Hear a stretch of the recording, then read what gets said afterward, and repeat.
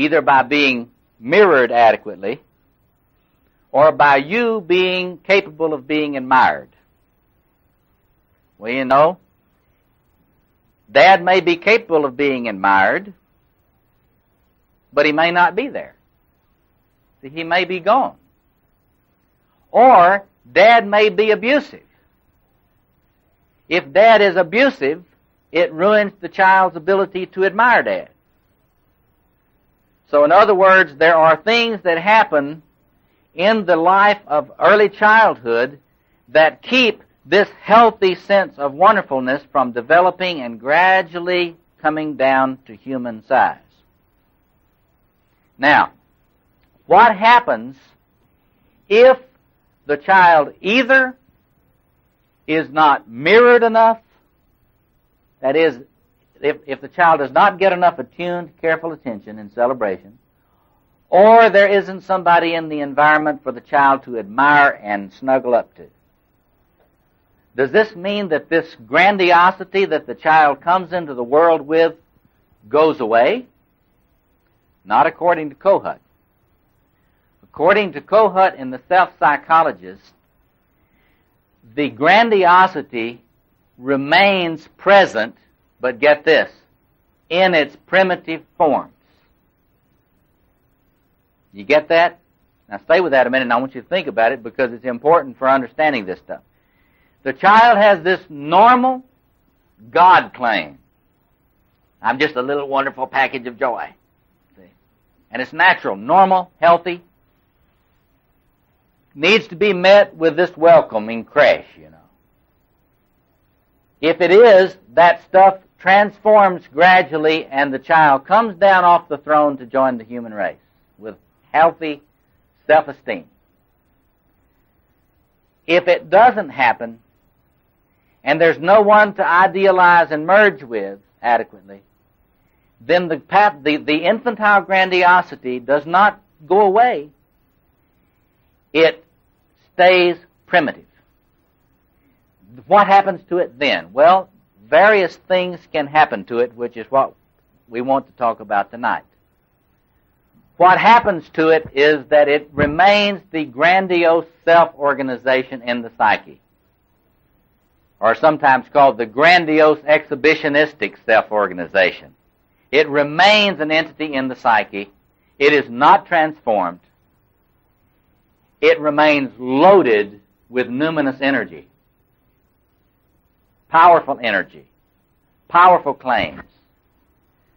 With some persons who we call technically narcissistic personality disorders, this numinous, powerful, grandiose self-organization takes over the conscious ego most of the time.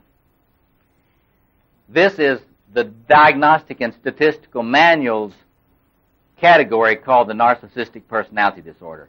This is a person that acts as if they think either they're God's gift to the world or they're God giving a gift to the world.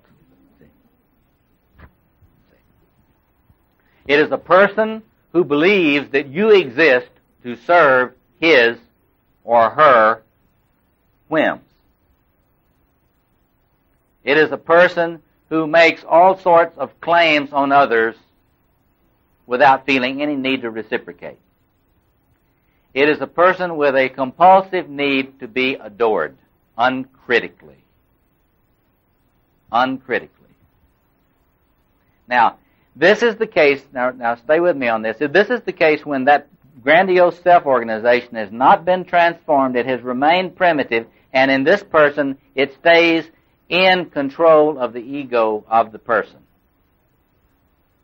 But that's only one way that this works. It also works another way.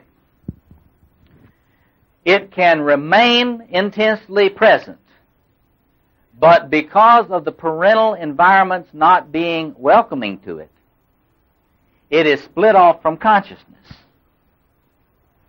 In other words, just because you don't think you're God's gift to the world consciously, it does not mean you do not have this grandiose exhibitionistic self-organization rattling around in there in your psyche.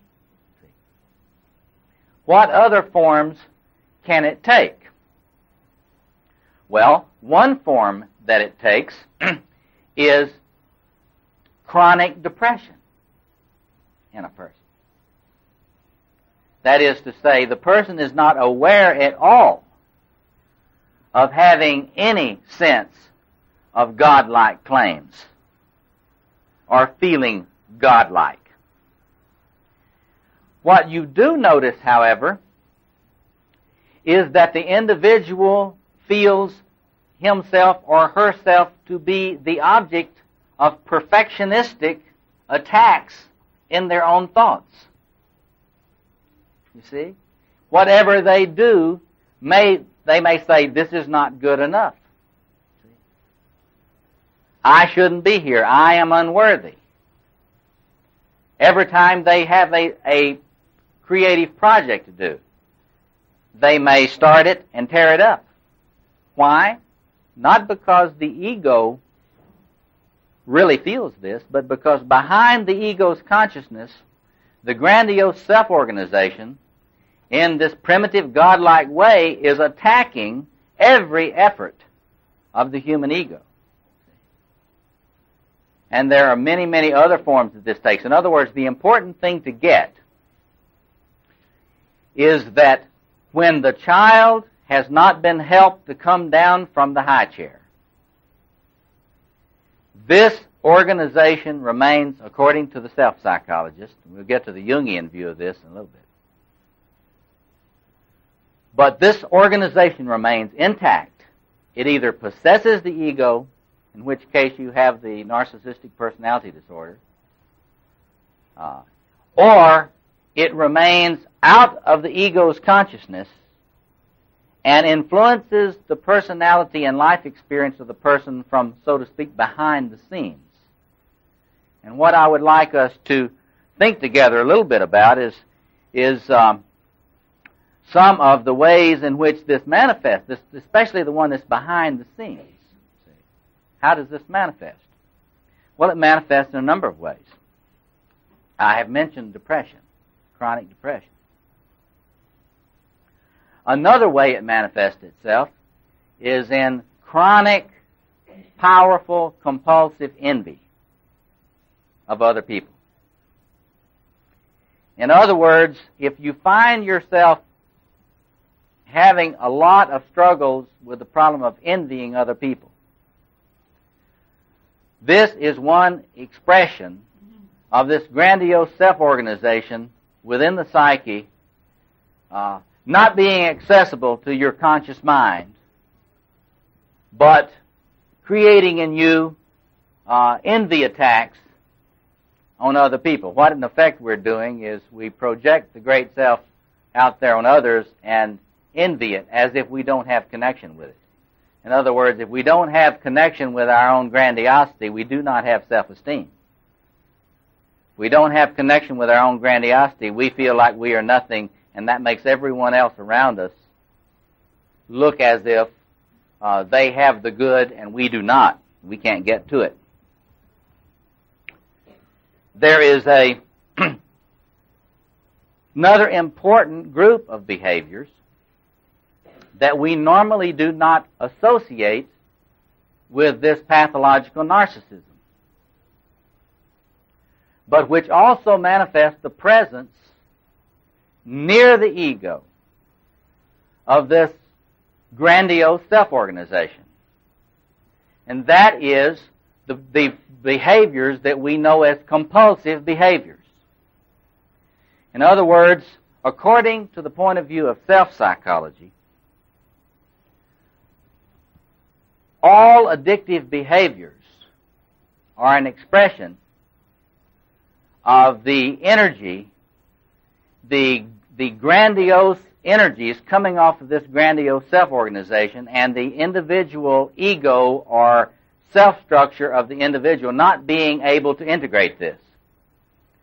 The compulsive behaviors are in effect the psyche's struggle. You might even say, or I might even say, attempts to ritualize, attempts to come up with rituals to contain this enormous